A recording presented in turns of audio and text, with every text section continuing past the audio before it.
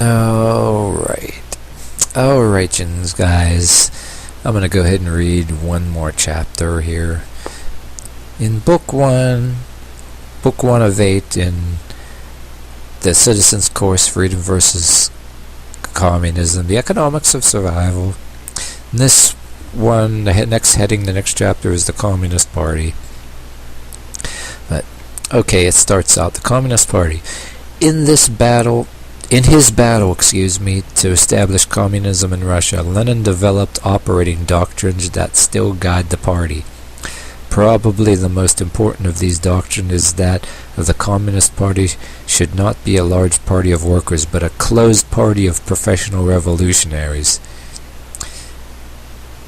Or dictators, yeah, the ones that organize how they're gonna, how many people that can be recruited as thugs, that they can be relied on to be thugs to expand, because, yeah, a closed group of revolutionaries, that's what they do. They handpick all the best thugs, which is maybe a group slightly, maybe twice the size of their little closed group. And then they get that group, and it trains a group that's maybe twice the size as it, and so on and so on, It's like planting a seed and it grows, just like the Nazis had their little occult round table. So, yeah, they're just another type of a Nazi, you know what I mean? But they operate the same way. Even before Marx died, a fundamental law in his even after Marx died, a fundamental flaw in his analysis was becoming clear. Real wages were rising in Europe. More steady progress they were making. They were working reforms within existing social order. They were willing to live with their fellow man instead of conspiring to kill them. Lenin met this problem in a characteristic fashion. In 1902, he published a pamphlet, What is to be Done? The views expressed in this pamphlet are considered the beginning of modern communism, since the workers were obviously unwilling to revolt and take over the government and the tools of production. Lenin said they would have to be made to fulfill their historic Marxist destiny. In other words, he was going to force it down their throats. Keep forcing it down their throats. If he can't force it down the throats of them, forcing it down the throats of their children. They rebel against their parents and different things like that. We got that today. Well, hell, I was a rebellious teenager too, heavy metal, long hair and all that, but I didn't want a communist government, because in a communist government I wouldn't have heavy metal or punk rock, so what would I give a fuck about a communist government? So I don't know about you guys watching, but ain't a lot of us guys that listened to punk rock back when we were young, rebelled against their parents. It was more like an anarchy thing a lot of people were into, really. But yeah, I don't want to get off the subject anyway, but yeah, this kind of relates. And then we had some kids that had these other ideas though too, but yeah, I'm going to stick to what I'm reading here then. But yeah, what I was trying to get at is, force it down people's throats, and people do that, with a lot of different kind of things besides communism too, shove it down their throats, but do it in a way to get the younger people, that their children, to rebel against them and do it, and I mean, that's one of the ways they'd shove it down your throat, but anyway, the instrument for accomplishing this task would be a closed party of professional full-time revolutionaries who know what is best for the workers.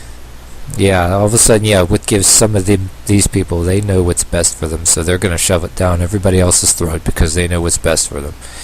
And these revolutionaries just have the right. I don't know about anybody else, but yeah, right now,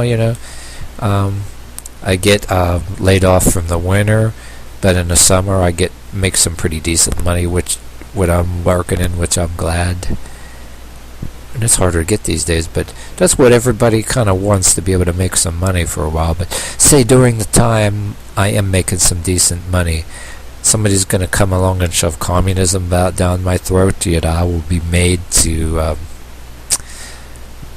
my best hope would be that people in this country don't be making everybody part-time, and then giving people enough creating some jobs out there where people can afford a place to live. But communism will not deliver us from the lack of jobs. As a matter of fact, it will hold you hostage and control the money and how much you're allowed to make, and tell you, like in none of the other chapters I read, telling you how to work and everything else. But not that some of us have to be told how to work to begin with. I know I met a lot of lazy people out there, and I had the shit in other places I worked. Oh, will you slow down? You're making us look bad, and being told that because you have more energy than them, you're on cocaine, which you have to tell them, no, that's called physical fitness. And some of these people out there would be just as bad as these communists. They want a handicapper general too.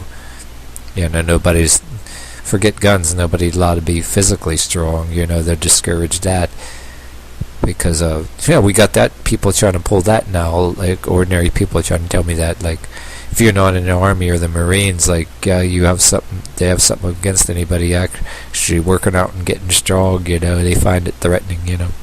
But anyway, okay, I'm gonna finish the rest of this chapter. I'm getting my digs in and my sarcasms in as they come.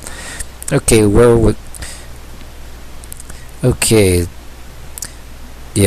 the doctrine and tactics of the Communist Party shift from time to time and from emergency to emergency. Stalin cited his interpretations of Marx and Lenin to legitimize his actions. Khrushchev refers to his own interpretations of Marxism, Leninism, indicating a change in emphasis of tactics, but the concept of a comparatively small group of highly disciplined party members, the vanguard, leading the battle for the revolution, and imposing the truth on everyone else, has not been changed. It sounds like some versions of religion, radical religion, counterfeit Zionism, which is the one of the competition of communism too. Some people argue that some of these organized religions are communist, like I was explaining. Money, wanting political power, and some of them almost reek of communist intentions and using God in it. But some of us argue that they're the competition.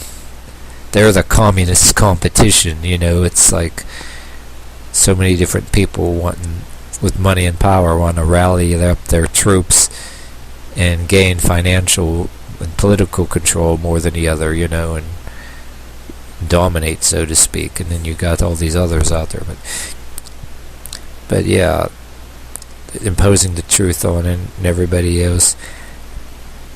But yeah, a program for the Communist Party prepared for submission to the party Congress in October 1961 under the direction of Khrushchev makes much of peaceful coexistence. Some observers say that the lengthy document rejects early communist theory on the inevitability of war and necessity for violent revolution. It suggests, as Khrushchev declared in 1956, that communists can gain power through parliamentary means in some cases. But there is no evidence in the document that communists are departing from their basic objectives. It makes clear that peaceful coexistence is not peaceful as we understand the term. Rather, it constitutes a specific form of class struggle between socialism and capitalism, on the international scale. So, in other words, if they want to act like they're peaceful, they're being sneaky and still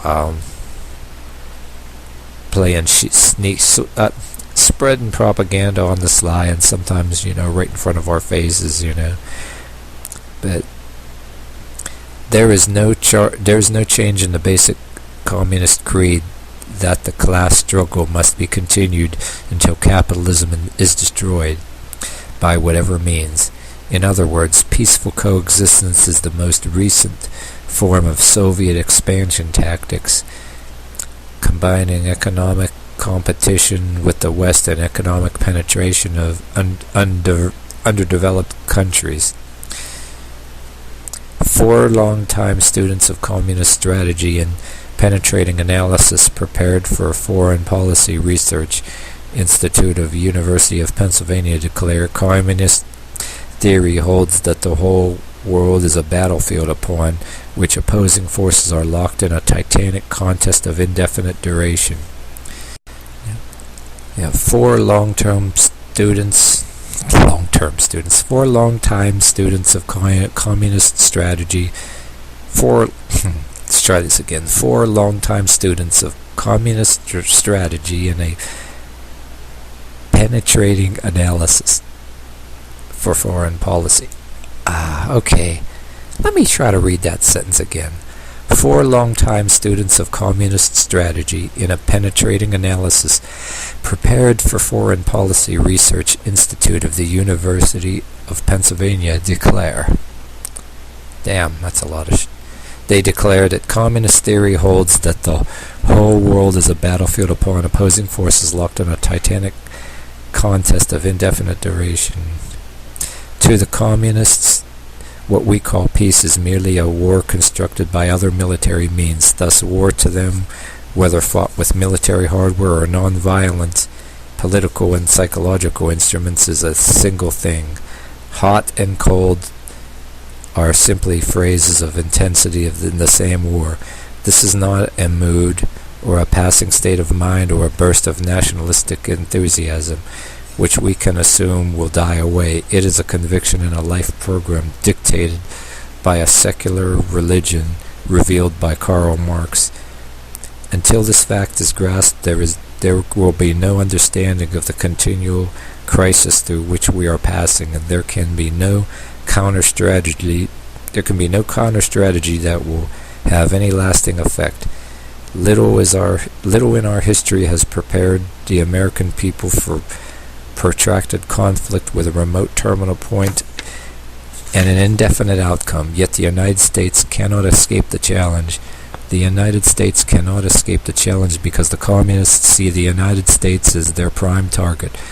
Our whole way of life reveals the falsity of the communist claim that the people find happiness and prosperity under the communist rule. Our economic and industrial strength is brought upon free institutions which communist theory says are unworkable and doomed to failure. Most important, the United States is the greatest world power and leader of the free world. Our destruction would open the door to communist victory everywhere. Our country is kind of going to shit now anyway. One thing I'd hate to actually say it, but our country is going to shit already. It's getting there. And that's what they're looking for.